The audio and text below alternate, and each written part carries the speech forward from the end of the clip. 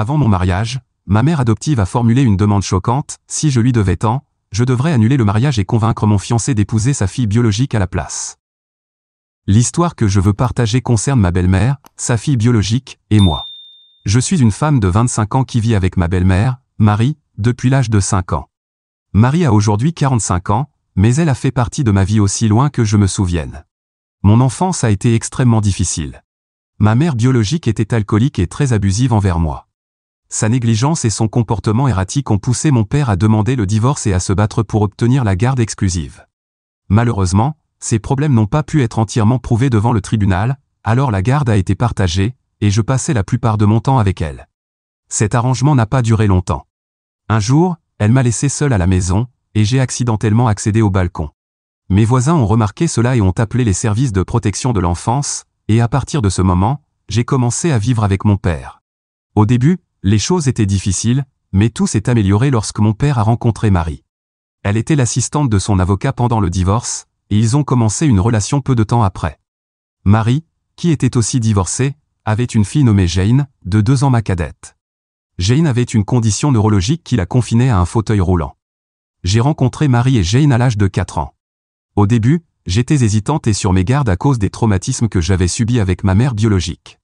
Marie, cependant, était incroyablement patiente. Elle m'a donné l'espace et le temps nécessaires pour lui faire confiance, et en quelques semaines, je me sentais à l'aise avec elle et Jane. Nous sommes devenus très proches. Peu de temps après, mon père et Marie ont décidé de se marier. Leur mariage était petit et intime, avec seulement mes grands-parents et les parents de Marie en tant qu'invités. Je l'appelais Marie avant le mariage, mais depuis lors, je l'appelle maman parce que, même si elle ne m'a pas légalement adoptée, je l'ai toujours considérée comme une mère adoptive. À partir de ce moment, nos vies se sont progressivement améliorées. Marie a ouvert son propre cabinet d'avocat, et mon père, ouvrier du bâtiment, a lancé sa propre entreprise de construction. Rapidement, son entreprise a prospéré, et depuis, nous n'avons plus jamais connu de difficultés financières. Jane et moi avons fréquenté les meilleures écoles et avons eu une belle vie.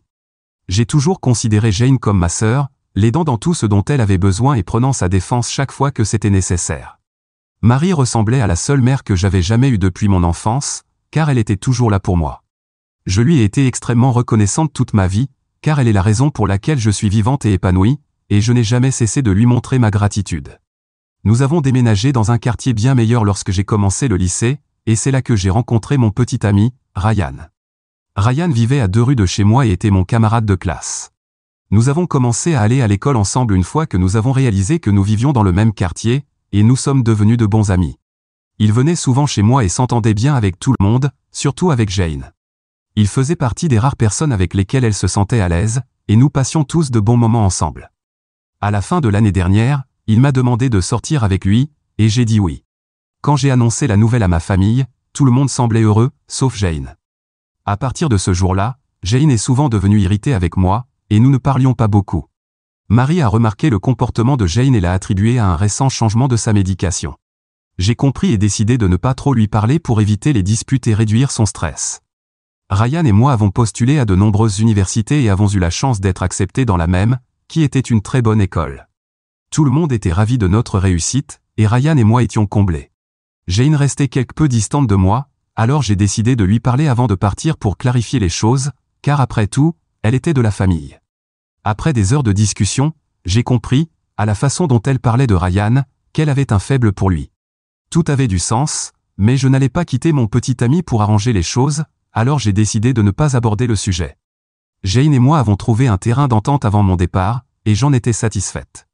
Avant de partir, j'ai dit à Marie que je pensais que Jane avait un faible pour Ryan et que ce serait utile si elle parlait à Jane pour éviter de futurs problèmes entre nous. Elle m'a assuré qu'elle s'en occuperait et m'a dit que je pouvais toujours compter sur son soutien. J'étais ému de quitter ma mère, et nous avons pleuré un peu ensemble dans la cuisine. Quelques semaines après cette conversation, je suis parti avec Ryan pour nous installer à l'université. Les 4 années suivantes ont été excellentes sur le plan académique, j'ai beaucoup appris, excellé dans la plupart des matières, et obtenu des stages en avance sur mes camarades. Globalement, je m'en sortais bien. Par contre, ma relation avec Ryan n'était pas au meilleur. Nous avions des problèmes depuis le début de l'université et étions souvent en rupture et réconciliation. J'ai également entendu des rumeurs selon lesquelles il m'aurait trompé, donc à la fin de nos études, notre relation était plutôt instable. Compte tenu de notre histoire, nous avons mutuellement décidé de faire une pause pour prendre du recul. Je suis rentré chez moi pour me reposer quelques mois après avoir obtenu mon diplôme et annoncé ma rupture à mes parents. Ils n'étaient pas aussi surpris que je le pensais, mais cela ne m'a pas semblé étrange. Jane était également sur le point de finir le lycée et m'a demandé si je pouvais demander à Ryan de lui parler, car elle envisageait d'étudier dans le même domaine et avait besoin de conseils. J'étais hésitante à appeler Ryan sitôt après notre rupture et suggérer quelques amis du même domaine, mais elle a insisté pour ne parler qu'à Ryan. Alors, j'ai décidé de mettre mes sentiments de côté pour Jane et lui ai envoyé un message. Après avoir parlé à Jane, Ryan m'a appelé et m'a dit que Jane avait flirté avec lui pendant l'appel et qu'il n'était pas intéressé par elle de cette manière. Je l'ai dit à Marie, et elle m'a répondu que cela ne devrait pas être un problème pour moi puisque Ryan et moi étions séparés. Je n'y ai plus pensé après ça. Quelques années plus tard, Jane allait terminer ses études, et moi, je travaillais tout en vivant toujours chez mes parents. J'ai croisé Ryan en faisant des courses, il allait bien, était bien établi et semblait profiter de la vie. Nous avons commencé à discuter et à nous voir plusieurs fois pour déjeuner ou petit déjeuner. Finalement, nous avons ravivé notre relation, et quelques mois plus tard, il m'a demandé en mariage, ce à quoi j'ai évidemment dit oui. La nouvelle de notre relation n'a pas été reçue comme nous l'espérions par Marie, et la colère de Jane était compréhensible. Cependant, c'est l'annonce de nos fiançailles qui a provoqué une véritable tempête à la maison. Jane a eu une crise majeure qui a conduit à une attaque d'anxiété, et elle a dû être emmenée aux urgences. Elle allait bien, mais en raison de ses prédispositions, les médecins nous ont conseillé de bien prendre soin d'elle et d'éviter tout stress. Après en avoir discuté avec Marie et mon père, nous avons décidé que la meilleure solution était que je déménage. J'ai déménagé peu de temps après l'incident et rendais visite à ma famille les week-ends. Jane avait maintenant accepté mes fiançailles et était assez excitée pour le mariage. Initialement, elle devait être ma demoiselle d'honneur, mais après sa réaction aux fiançailles, j'ai décidé de la laisser comme simple invitée. Tout se passait bien avec tout le monde, en particulier Marie, qui essayait de s'impliquer dans chaque petit détail de mon mariage et payait également la moitié des frais. Je ne pouvais pas être plus reconnaissante envers elle pour tout, et je l'ai même mentionné dans mon discours lors du dîner de répétition. 2 jours avant mon mariage, le soir du dîner de répétition, tout le monde était complètement ivre, et Marie a demandé à me parler en privé. Je pensais que ce serait une conversation mère-fille, alors j'ai proposé de parler dans ma chambre. Je ne m'attendais pas à ce qui allait se passer. Marie m'a fait asseoir et a commencé à parler de combien elle était reconnaissante d'avoir une fille comme moi, ce qui m'a ému. Elle a poursuivi en disant qu'elle avait les mêmes espoirs pour Jane, mais que c'était très difficile, et elle s'est mise à pleurer. Je l'ai consolée, et elle m'a demandé si je l'aimais. J'ai répondu oui. Ensuite, elle m'a demandé si je lui devais ma vie. C'était une question absurde, mais j'ai répondu oui encore une fois. En entendant cela, elle s'est levée et m'a demandé une faveur. Quand je lui ai demandé laquelle, elle m'a dit que, puisqu'elle m'avait tout donné, elle voulait que je partage un peu de ma vie avec ma sœur Jane. J'étais confuse et je lui ai demandé ce qu'elle voulait que je partage. Ce qu'elle a dit ensuite était loin d'être normal. Elle m'a expliqué que, comparé à Jane, j'avais une vie bien meilleure, tandis que Jane était entourée de peu de gens, dont Ryan. Elle a affirmé qu'elle savait depuis l'enfance que Jane était attirée par Ryan, mais qu'elle n'avait rien fait jusqu'à ce que nous rompions après l'université. Elle a continué en disant que Ryan était un homme très compréhensif et parfait pour Jane. Elle m'a demandé de rompre mes fiançailles avec Ryan et de le convaincre d'épouser Jane à la place. Je ne pouvais pas croire ce que j'entendais et je lui ai dit d'arrêter, mais elle n'a pas cessé. Elle a ajouté que c'était le seul moyen pour moi de lui rendre l'appareil, puisqu'elle m'avait accepté comme sa propre fille et s'était occupée de moi comme de son propre enfant. Elle a expliqué qu'elle voulait que Jane ait une relation pour son avenir, et Ryan était le seul homme dont elle était certaine qu'il ne briserait pas le cœur de sa fille. Elle savait que Ryan n'était pas intéressé par Jane de cette manière, c'est pourquoi elle voulait que je le convainque. Je n'arrivais pas à comprendre ce qui se passait, et dans un accès de rage, je l'ai mise dehors de ma chambre alors qu'elle criait que je devais y réfléchir et qu'elle me serait redevable pour la vie si je faisais cela pour sa fille. Ces cris ont attiré l'attention, et mon père est venu demander ce qui se passait. Je n'ai pas répondu et les ai simplement laissés, elle et Marie, dehors. J'ai pleuré dans ma chambre sans me rendre compte que je m'étais endormi. Le lendemain, je me suis réveillé tard, et mon père m'a demandé de venir le voir dans sa chambre. Marie était là, les yeux gonflés d'avoir pleuré. Il m'a dit que ce que j'avais fait la veille au soir n'était pas correct, que traiter Marie, la femme qui m'a élevé, de cette manière et la mettre dehors n'était pas quelque chose que je devais faire. J'ai alors compris qu'il ne savait rien de ce que Marie m'avait demandé. Quand j'allais lui dire, Marie m'a attrapé la main fermement, me signalant de ne pas révéler la vérité. J'ai retiré ma main, et avant que je puisse dire quoi que ce soit, nous avons entendu un cri venant de la chambre de Jane. Elle était tombée dans la salle de bain et avait des coupures sur les jambes. Nous n'avions pas assez de fournitures de premiers secours, alors mon père a décidé de l'emmener immédiatement aux urgences et de discuter du problème avec moi et Marie plus tard. Depuis, Marie me supplie de ne pas dire la vérité à mon père pour ne pas abîmer leur relation. Je n'ai pas envie d'avoir une conversation avec elle et suis resté dans ma chambre. Suis-je une mauvaise personne si je ne donne pas à Marie une autre chance de s'expliquer ou de s'excuser avant de dire à mon père ce qu'elle m'a demandé? Mise à jour 1. Merci pour vos réponses bienveillantes. Au début, j'ai compris que Marie avait tort, mais j'ai commencé à douter de moi après que mon père ait essayé d'intervenir. J'ai décidé de suivre les conseils des commentaires et je vais parler à Ryan avant d'aborder le sujet avec mon père. Certains se demandent pourquoi je n'étais pas au courant des intentions de Marie plus tôt, sachant que je savais que Jane avait un béguin pour Ryan. Le fait est que tout le monde, y compris Ryan, pensait que c'était juste un béguin innocent et rien de plus. Il n'y a jamais eu un moment où Ryan aurait répondu aux sentiments de Jane par des actions ou des paroles. Cependant, je pense que j'aurais dû être plus attentive aux signes. Une chose qui semble étrange maintenant, c'est que lors des essayages de robes, Marie a aussi décidé d'acheter une robe de mariée pour Jane afin de réaliser son souhait de voir ses deux filles en robe de mariée. Cela pourrait être dû aux difficultés que Jane pourrait rencontrer pour trouver un mari à cause de sa condition et des préjugés des gens. Jane va bien malgré quelques coupures sur les jambes qui ont été soignées. Elle ne sait rien de ce que Marie m'a demandé, et honnêtement, je ne sais pas comment elle réagirait si elle l'apprenait. Quand je suis allé voir Jane après son retour, j'ai vu Marie dans un coin, son visage devenant pâle dès que j'ai appelé mon père. J'ai dû demander les clés de la voiture pour aller voir Ryan. Marie s'est effondrée sur place, pensant probablement que je pourrais la dénoncer, alors je l'ai aidée à se mettre au lit.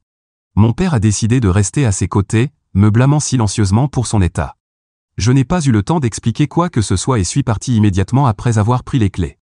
J'écris cette partie après avoir rencontré Ryan. Je lui ai demandé de me rejoindre dans la voiture pour éviter les regards.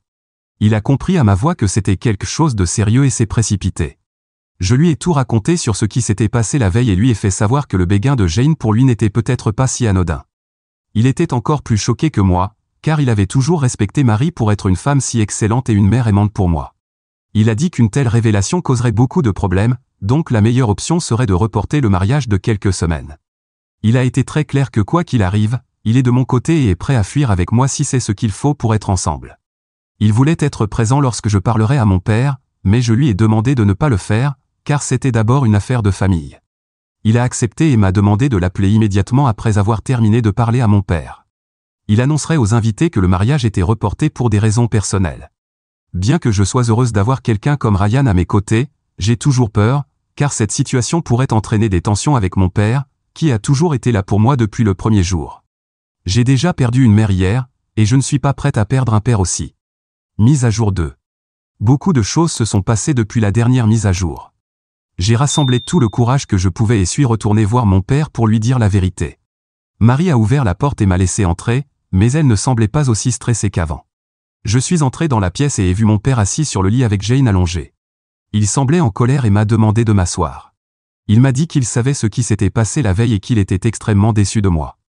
Je lui ai demandé de quoi il parlait, et il m'a dit que Marie lui avait raconté que je l'avais réprimandée la veille, disant qu'elle n'était pas ma vraie mère et que Jane n'était pas de ma famille, donc je ne voulais pas d'elle au mariage. Selon mon père, lorsque Marie a essayé de me calmer, je lui ai dit que je ne voulais pas que sa fille handicapée gâche les photos du mariage. Je ne pouvais pas croire à quel point Marie était manipulatrice. J'ai essayé de dire la vérité à mon père sur Marie, ce qui l'a surpris, mais il a dit que c'était une situation où ma version s'opposait à celle de Marie, et qu'il ne pouvait pas croire une version plus que l'autre. Donc, peut-être devrions-nous résoudre cela pour l'instant. Jane répétait sans cesse que la version de sa mère était correcte, et maintenant j'étais sûr que Marie avait dit la vérité à Jane et lui avait demandé de jouer le jeu. J'ai dit très clairement à mon père que le mariage était reporté parce que je ne me souciais pas de savoir qui croyait quelle version.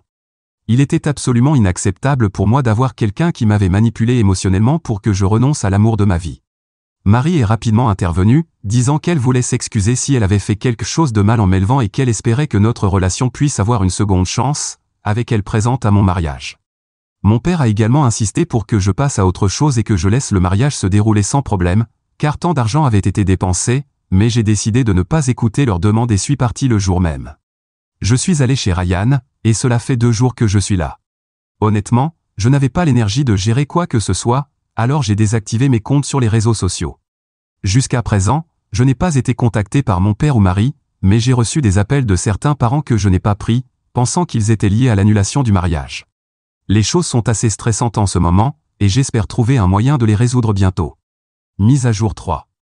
Cette mise à jour vient une semaine après la dernière, lorsque le mariage a été reporté et que j'ai quitté la maison de mes parents. Une semaine d'appels constants plus tard, j'ai entendu parler de Ryan, qui est ami avec mon père sur Facebook. Apparemment, mon père avait publié quelque chose sur son mur à propos de moi. Après que nos parents aient essayé de comprendre la raison de l'annulation du mariage sans obtenir de réponse, ils ont décidé de presser mon père et Marie à ce sujet. Ils ont essayé de me contacter pour faire une annonce publique en famille, mais comme ils n'arrivaient pas à me joindre, mon père a fait ce post sur Facebook. Dans ce post, il mentionnait comment lui, Marie et Jane me suppliaient de ne pas ruiner leur réputation pour des problèmes familiaux mineurs et espéraient que je répondrais, car parler était le seul moyen de résoudre cela.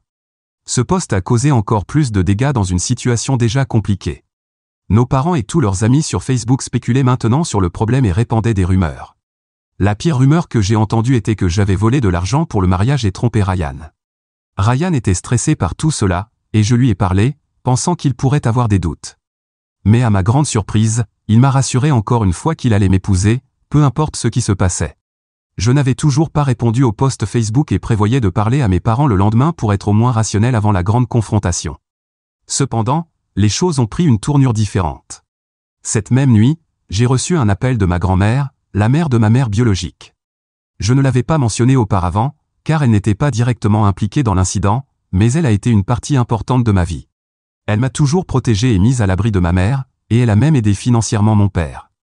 Elle ne s'implique généralement pas dans nos problèmes, mais son intervention dans cet incident signifiait que quelque chose de grave s'était produit. Apparemment, elle avait tout appris et avait directement confronté mon père à ce sujet. Il lui a dit ce qu'il croyait être vrai, la version de Marie.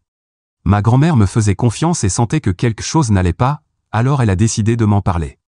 Elle savait combien j'aimais Marie et Jane et ne pouvait pas croire que j'ai pu penser qu'elle n'était pas ma famille.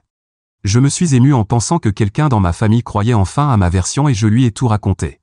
Elle a dit qu'elle ne pouvait pas croire à quel point Marie était vile et à quel point je m'étais sauvé de ses intentions malveillantes. Je lui ai dit combien je craignais de perdre mon père, et elle m'a demandé de parler d'abord à mes parents pendant qu'elle essayait de trouver une solution. Le lendemain, j'ai décidé de retourner chez moi et de parler à mes parents.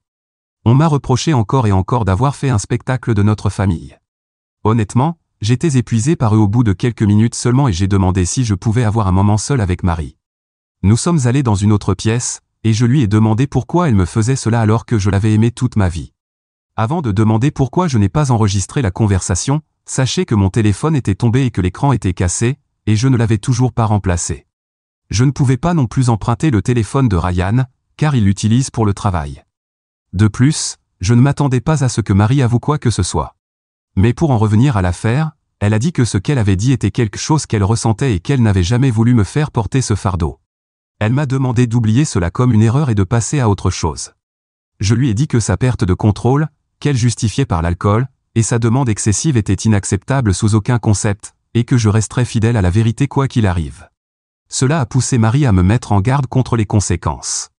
En entendant cela, je suis sorti et ai demandé une dernière fois à mon père s'il était prêt à croire à ma version de ce que Marie m'avait demandé. Il a dit que ce dont j'accusais Marie était très grave et qu'il lui était impossible de croire quelque chose d'aussi vil, surtout venant de la femme qu'il avait aimée pendant tant d'années. Bref, j'avais déjà ma réponse et je suis parti furieuse de leur maison. La prochaine chose que j'ai entendue, c'est qu'ils disaient aux gens que je les avais abandonnés, donc ils coupaient également tout contact avec moi. Je parle régulièrement avec ma grand-mère, alors Ryan et moi allons lui rendre visite ce week-end dans sa maison de campagne. Mise à jour 4. Je vais commencer cette mise à jour avec une bonne nouvelle. Lorsque Ryan et moi sommes arrivés à la belle maison de ma grand-mère, elle a suggéré que, puisque mes parents avaient créé cette situation, nous devrions envisager de fuir et de nous marier dans son jardin au lieu d'avoir le mariage initial. Ryan a trouvé que c'était une excellente idée et a appelé ses parents pour demander leur permission. Ils étaient très heureux de notre décision, alors le lendemain, ma grand-mère a appelé le prêtre local, et Ryan et moi nous sommes mariés. Il a annoncé la nouvelle à tout le monde via son Facebook. Le post a reçu quelques commentaires, mais nous avons décidé de les lire une fois rentrés chez nous. Mon père et Marie ont également vu le post et ont reconnu le décor, alors ils ont commencé à bombarder le téléphone de ma grand-mère d'appels et de messages. Ma grand-mère a répondu en leur rappelant qu'ils étaient ceux qui avaient commencé à dire du mal de moi, donc ils ne devraient pas être surpris maintenant. Elle a mis fin à la conversation après cela. Après l'événement, j'ai raconté à ma grand-mère ce qui s'était passé chez mes parents et lui ai demandé si elle avait des plans. Elle m'a demandé ce que je voulais, et je lui ai dit très clairement qu'après la prétendue menace de Marie, je voulais l'exposer devant mon père. Supposant que Jane savait déjà ce que sa mère complotait, ma grand-mère a alors révélé son plan. Elle a dit qu'elle avait une somme considérable d'argent issue de son divorce il y a des années et qu'elle l'utiliserait pour prétendre qu'elle me le donnait pour commencer une nouvelle vie après que mes parents m'aient abandonné. Selon elle, elle était sûre que mon père et Marie voudraient une part de cet argent, et elle ferait semblant de leur donner s'ils confessaient. Comme je n'avais rien à perdre après avoir épousé l'homme que j'aime et avoir une famille avec ma grand-mère, j'ai décidé de tenter le coup. Le lendemain, ma grand-mère a appelé mon père et l'a informé qu'elle allait me donner son argent parce qu'ils avaient coupé contact avec moi. Comme elle s'y attendait, ils ont été surpris et ont voulu en parler en personne. Ainsi, l'après-midi suivant, mon père, Marie et Jane sont venus chez ma grand-mère. Ils ont félicité Ryan et moi, mais rien de plus ne s'est passé après cela. Marie a demandé à me parler en privé. Elle a commencé en parlant de la façon dont ma vie était enfin en paix avec mon mariage et tout cet argent. Je lui ai demandé quel était le but de cette conversation privée, car je ne voulais pas interagir avec elle inutilement. Elle a dit que ce qu'elle avait fait cette nuit-là était extrêmement inapproprié. Je lui ai demandé de préciser ce qu'elle avait fait parce que je voulais qu'elle ressente de la honte pour avoir ruiné ma relation avec mon père et Jane. Elle s'est excusée explicitement de m'avoir demandé de quitter Ryan et de le convaincre d'épouser Jane à la place. Elle a poursuivi en disant que c'était tout son instinct maternel et que c'était pour cela que nous avions cette conversation. Et oui, cette fois, j'étais préparé et j'ai pu enregistrer la conversation, bien que je n'en avais finalement pas besoin. Je m'attendais à ce qu'elle dise quelque chose comme le fait que j'étais aussi sa fille, qu'elle se sentait coupable et qu'elle voulait se racheter en disant la vérité. Au lieu de cela, elle m'a dit que l'argent que j'avais maintenant pourrait aider Jane à s'établir et à avoir un avenir meilleur. Je ne l'ai pas interrompue et l'ai laissée continuer. Elle n'arrêtait pas d'essayer de me convaincre de donner la moitié de l'argent à Jane parce que je pourrais en gagner davantage, alors que la vie était déjà plus difficile pour Jane. Maintenant, avec l'amour de sa vie mariée à moi, c'était le moins que je puisse faire pour elle. Je n'ai rien dit et ai commencé à regarder la porte de la cuisine derrière elle. Je ne sais pas comment, mais ce devait être la volonté de Dieu qu'à mi-chemin de la conversation, mon père soit venu nous chercher et ait décidé de rester silencieux pour écouter ce que Marie disait. Elle ne s'est pas rendue compte qu'il était juste derrière elle parce qu'elle était trop occupée à s'expliquer. Dès que j'ai regardé mon père après qu'elle ait terminé, elle a réalisé qu'il avait été là tout le temps et la grosse erreur qu'elle avait commise. Marie a essayé de dissimuler ce qu'elle avait dit pendant la conversation, mais elle a fini par révéler encore plus, expliquant qu'elle savait tout cela depuis un certain temps et qu'elle faisait tout cela pour Jane. Mon père a immédiatement appelé Jane et lui a demandé si elle était au courant de tout cela. Face à cette situation stressante, elle a compris qu'il valait mieux dire la vérité. Mon père s'est tourné vers moi et a commencé à s'excuser de ne pas m'avoir cru dès le départ. Il a dit à Marie et Jane de quitter la maison dès qu'elles le pourraient le lendemain, car il avait beaucoup de choses à réfléchir. Marie a essayé de plaider, citant la condition de Jane, mais mon père n'était pas disposé à écouter quoi que ce soit. Je lui ai demandé d'aller se reposer dans sa chambre parce que c'était beaucoup à assimiler. Ryan l'a accompagné, tandis que Marie et Jane ont décidé de rester dans une autre pièce jusqu'à leur départ. Personne ne leur a montré de sympathie, et nous pouvions voir que Marie avait anticipé cette issue. J'ai pleuré cette nuit-là, en pensant à quel point les choses étaient devenues mauvaises et à quel point nous étions une famille heureuse il y a seulement quelques mois. Ryan m'a réconforté en me disant qu'il serait ma véritable famille à partir de maintenant. Le lendemain, Marie et Jane sont partis, et mon père est parti 2 jours plus tard après s'être excusé profondément de ne pas m'avoir fait confiance au départ. Je lui ai dit que ses doutes à mon sujet auraient pu endommager notre relation et que nous devrions avancer doucement. Il semblait abattu, mais il a accepté de me laisser un peu d'espace. Ryan et moi sommes également partis ce jour-là, en remerciant ma grand-mère pour tout ce qu'elle avait fait pour moi. Je lui ai demandé de venir séjourner chez moi pendant un moment, et elle pourrait nous rendre visite l'été prochain. Mise à jour 5. Puisque beaucoup d'entre vous m'ont demandé ce qui s'est passé avec mon père et Marie, voici une mise à jour 4 mois plus tard. Mon père a décidé de divorcer de Marie, mais il voulait toujours rester dans la vie de Jane si elle le souhaitait. Cependant, Jane ne voulait plus rien avoir à faire avec lui, en partie parce que Marie lui avait dit de ne pas rester dans la vie de mon père s'il divorçait, car cela serait trop douloureux pour elle. Ce qui montre bien la nature vile de Marie, si elle ne pouvait pas avoir mon père, personne d'autre ne le pourrait d'une quelconque manière. Marie a tout fait pour reconquérir mon père, mais elle a échoué. Malgré ses efforts, mon père est resté ferme dans sa décision. Marie ne s'est jamais excusée pour tout ce qu'elle m'a fait subir. Elle justifiait ses actions en disant qu'elle faisait tout cela pour sa fille, donc dans son esprit, c'était en quelque sorte acceptable. Je me suis simplement senti soulagé de ne plus avoir à gérer tout cela. Ryan et moi allons bien et nous concentrons sur la construction de notre nouvelle vie ensemble. Nous nous installons dans notre routine et sommes reconnaissants pour le soutien de ma grand-mère, qui reste une merveilleuse présence dans nos vies. Et pour clarifier une chose, Ma grand-mère ne nous a pas donné l'argent, c'était juste pour le stratagème. Ma grand-mère ne prévoit pas de me mettre dans son testament, du moins à ce que je sache.